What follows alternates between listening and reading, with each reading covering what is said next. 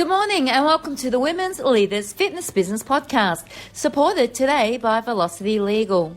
Today I'm speaking to Emma and Rosalind. Both Emma and Rosalind will be speaking and hosting a roundtable at our Ignite Women's Fitness Business event in Melbourne on Friday, August the 23rd. Good morning, ladies. Morning, Mel. Good morning, Mel. How are we both today? Wonderful, thank you. Yeah, great, thanks. That's what we want. I'm very excited about our podcast today because I'm very passionate about educating women in business, and in particular two subjects that you're both qualified in, and that is obviously tax, property stuff, all of these things that we need to know about, superannuation that we need to know about, especially in the fitness industry. What I'd love for both of you to do, and Emma, I'll ask you to go first, is just to do a brief introduction on who you are and what you're all about at Velocity. Yeah, no problem. So I'm Emma Milne. I'm the Property Law Senior Associate at Velocity Legal. My role here is to assist businesses with their property law aspects. A major part of that is assisting businesses with understanding their rights under their leases, and also educating them about their rights underneath the Retail Leases Act. In addition to that, where businesses are also purchasing the freehold or disposing of freehold with their businesses, they're areas that I can also assist with. And Rosalind. Hi, I'm Rosalind Lee, and I'm a lawyer specialising in tax at Velocity Legal.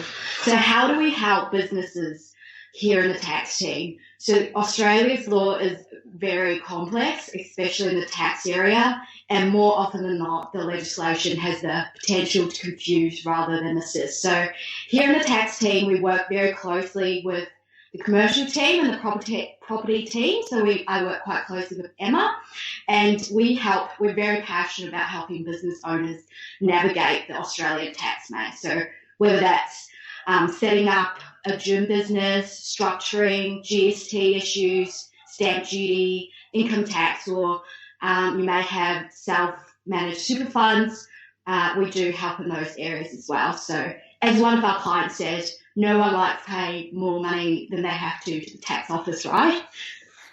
Absolutely. I'll put my hand up for that. Absolutely. Now, obviously, the both of you spend a lot of time working with current fitness business owners and those thinking about opening up their own fitness business. And Velocity Legal is well known throughout the industry for their fitness business expertise. So some of the questions I would love to ask you this morning are about starting up, a business. So if I'm going out and I'm thinking about purchasing or establishing my fitness business, what are some of the questions? Because obviously my first point of call is going to be to my lawyer or to my solicitor. So what are some of the questions that I should be asking them? That's a great question, Mel. So some of the questions I would suggest you ask when you're purchasing or establishing a new fitness business are, first of all, what should the business structure be and what's the right structure for me? Because at this time, it's a very exciting time. You already have some great ideas to build a legacy in the fitness industry, so tax and structuring might be at the back of your mind. But as I'll go through, these are very, very important considerations. So first of all, which structure is right for me, given my personal circumstances, some of the assets I own, my family, my goals, and my long-term plans with the business.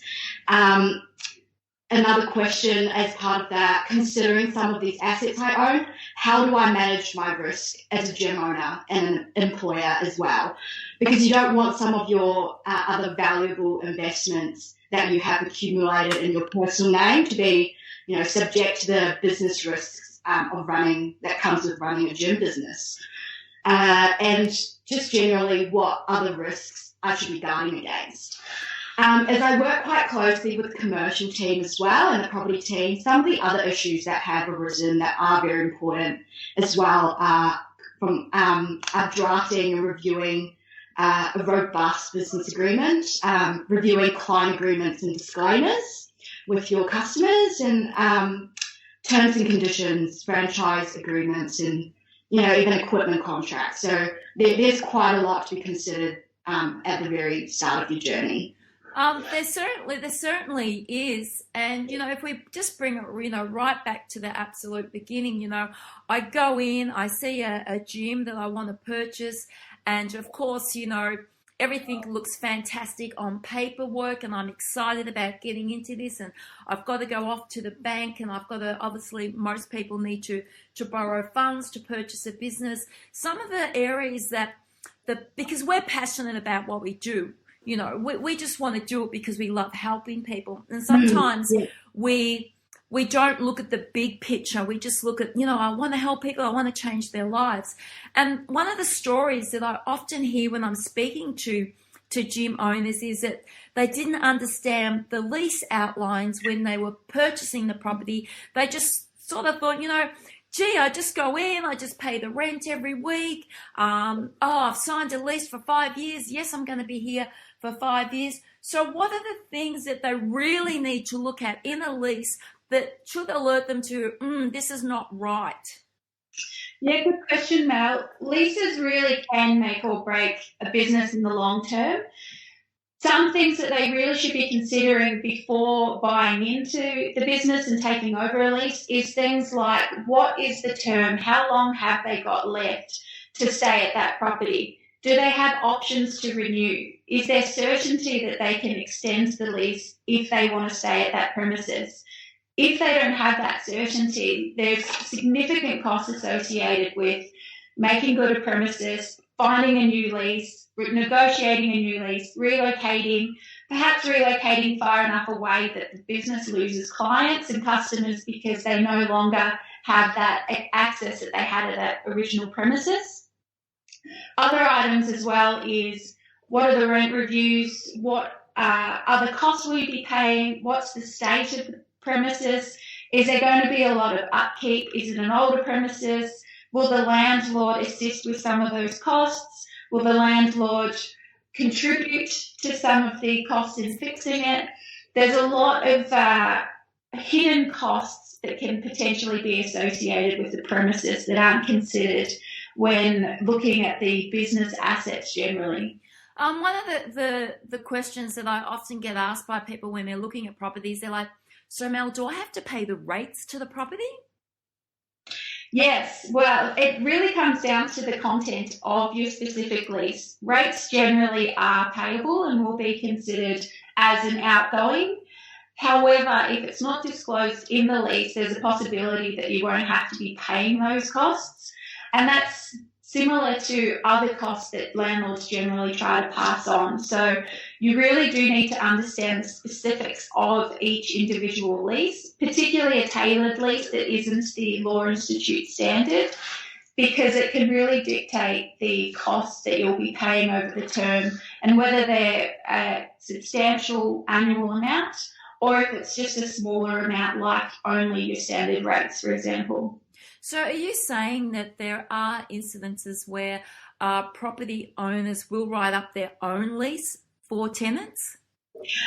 There are a lot of different types of leases that we come across. Now, there is the Law Institute standard, which is quite accessible if you've got a license to utilise it. It is not uncommon for people to use the Law Institute standard and then build on that with some additional provisions. It's also not uncommon for landlords to get their agent or solicitor to draft up an entirely tailored lease. So there's uncertainty about any of those clauses until you read it thoroughly. Landlords generally do get assistance with it unless they have some prior experience in this area, because the risk, of course, is if it's not properly drafted, it could be considered void if it's inconsistent with the Retail Leases Act, and therefore the clauses are not applicable, which then does create disputes and uncertainty. So a tailored, robust lease is something that can really assist in ensuring that both parties are complying with their obligations throughout the term. So before I move on to the next question about buy and sell, obviously in a lease there's always a rental increase. For a lay person who's just sitting down looking at a lease, What is acceptable in terms of rent increase and what's not acceptable? Is there a percentage that they should look at? There is, yes. So there's three options. There's market review, which is generally upon the exercise of an option, so the start of a new term. There's CPI, which does fluctuate annually and is usually around the 2 to 4%, sometimes more, sometimes less. And there's also fixed rates. Now, fixed rates is what we come across most regularly, and that's a fixed increase annually. Standard is usually between 2 and 5%. Anything above that will be considered quite high and unlikely to be consistent with the variations in the market at that time. So if there's anything you've got above 5%, we'd certainly be suggesting that it's looked into and considered in a bit more depth as to why it is beyond those usual 2 to 5. So obviously there's a lot of things that we need to consider when signing a lease, and we should always get professional advice. It's quite obvious with what you've just spoken about. I move into the area of buying and selling a business. One of the other issues that I come across when I speak to club owners is that when they're purchasing a business, they quite don't understand what they're buying. So what are some of the things that they can look at, say on a P&L, that might alert them to this might not be right, or I need to ask another question? Should they be looking at things like, the lease payments that this business already has and what they'll be picking up? What are some of the things that they really need to alert themselves to? Because as we said earlier on, it's exciting buying a business, and sometimes we get lost in the fanfare and excitement of it all. Absolutely. There's many things that need to be considered in purchasing a business, and each business is unique. So we can't give you an exhaustive list, but some of the things to consider are, of course, those initial lease costs, whether or not there is a lease reduction when you're taking it over, which then potentially will increase. For example, the current business owner might have negotiated a partial rent reduction for the first 6 months, and then the rent's going to increase significantly after that period. So it's making sure that you know if there's going to be any significant fluctuations. In addition to that, of course, you've got your business sale deed. Part of the due diligence of that is looking at all of the other items associated with the business. What are you taking over? What assets have securities registered over them? Is there money owing? Are you taking over the asset free from any mortgages? Are you acquiring the asset in its entirety without having to pay additional costs on top of what you thought you were already paying? And there can be quite a few hidden costs if the proper searches aren't conducted prior to actually acquiring the business. So what about if we move into, all right, so we're buying a business or selling a business. What are the tax implications, in regards to the sell, the buy, my private property? How does that all fit into the picture?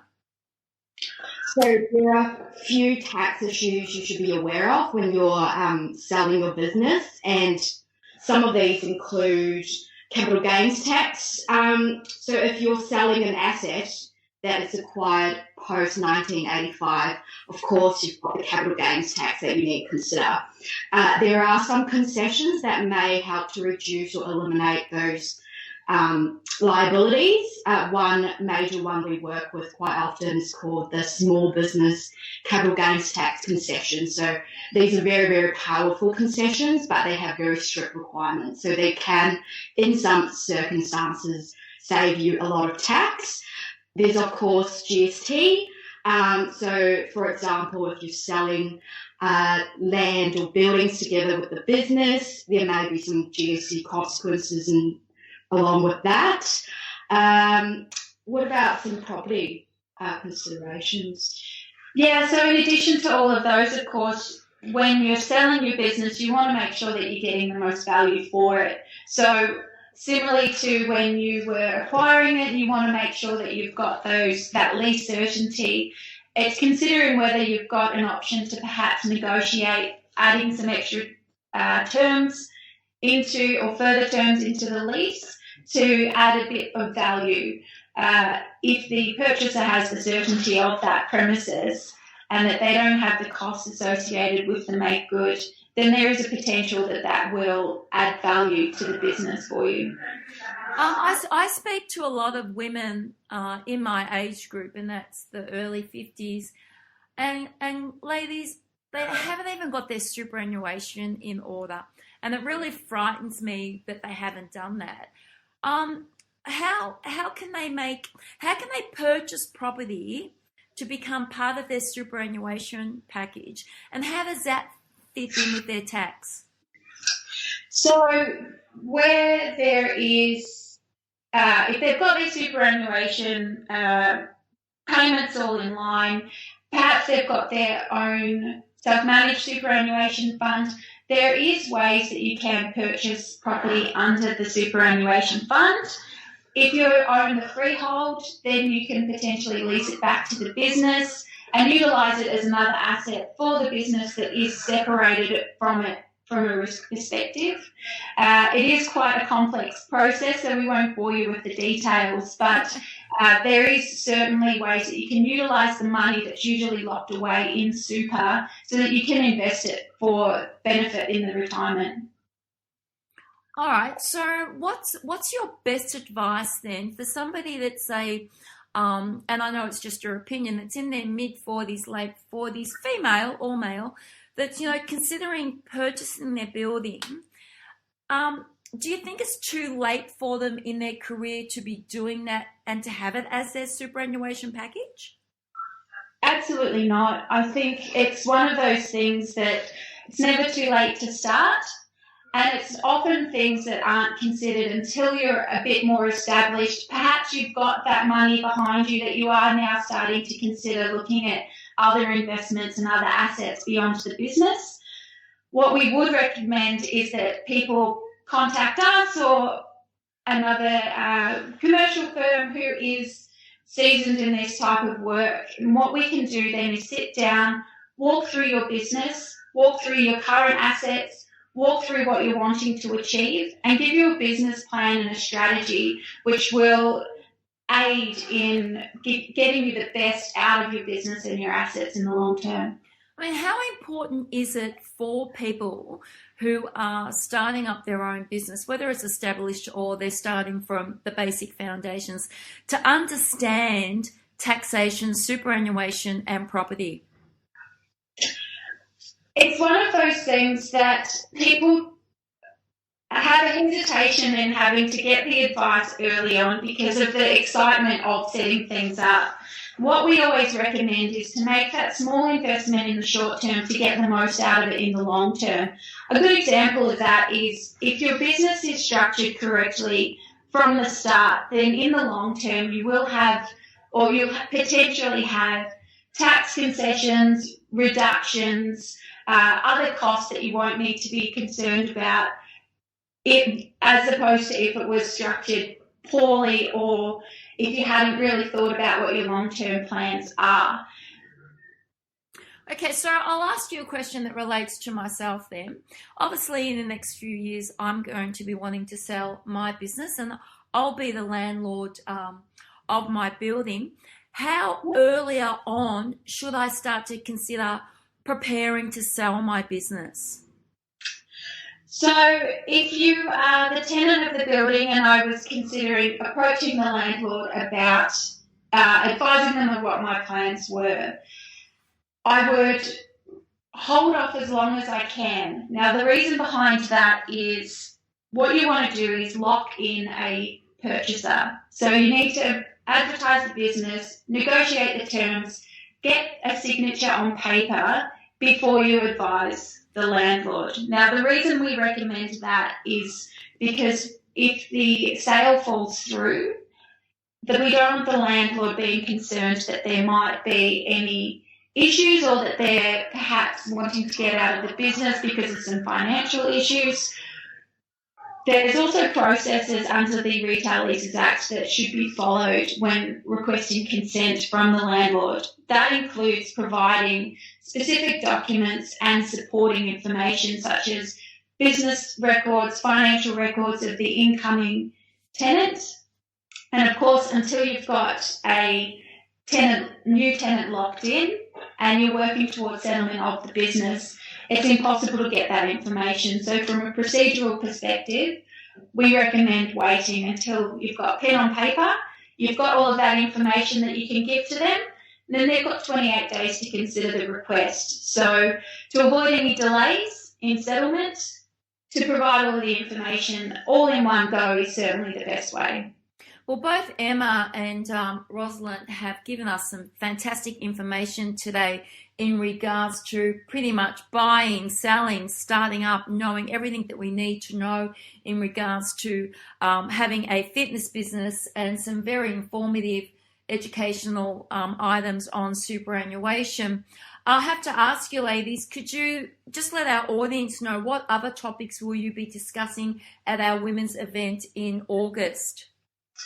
Well, so the women's event in August, we're really excited to be discussing about superannuation in more depth, how you can get the most out of it, how you can invest with it, and also some case examples of different times in your life of when you can get the most out of super. The closer you get to retirement, the better perks there potentially are for you. And in addition to that, we'll be talking about how to purchase the freehold, things to consider when purchasing freehold in your superannuation fund, and also if the freehold isn't an option for you, we can also go into a little bit more depth about some of the leasing things to consider to make sure that you do get the most out of the lease in your business in the long term.